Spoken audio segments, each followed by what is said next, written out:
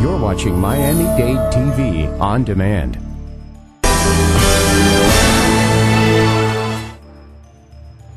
When evidence is brought to the laboratory, it's stored in the evidence vault.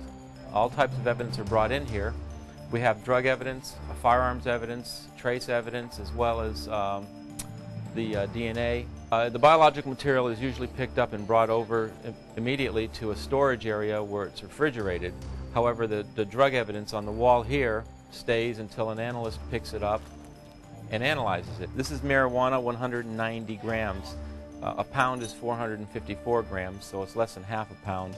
Testing procedure consists of looking at the plant material under a stereo microscope and looking for the morphology of the plant. In this case, we're just doing a test called Duquesnoy-Levine, which turns purple with the presence of THC. This is the drug chemistry area. There's probably 10 work areas in this general area assigned to drug analysis. The scanning electron microscope analyzes the samples removed from hands of individuals.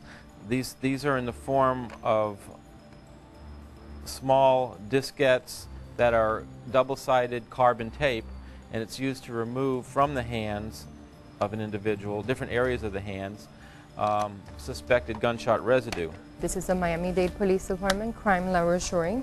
This is a forensic biology section where we perform DNA analysis on evidence that comes into the laboratory.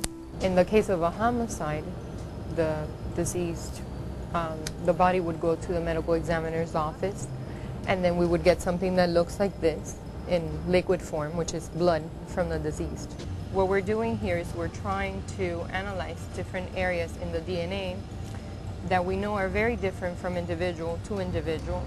And what we want to do is compare DNA profiles of a sample that comes into the laboratory to the DNA profile of a possible subject or a suspect in a case. We like to have it with as much light as possible.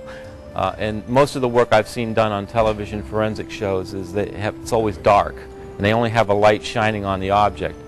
Well, that's not real, but it's very dramatic.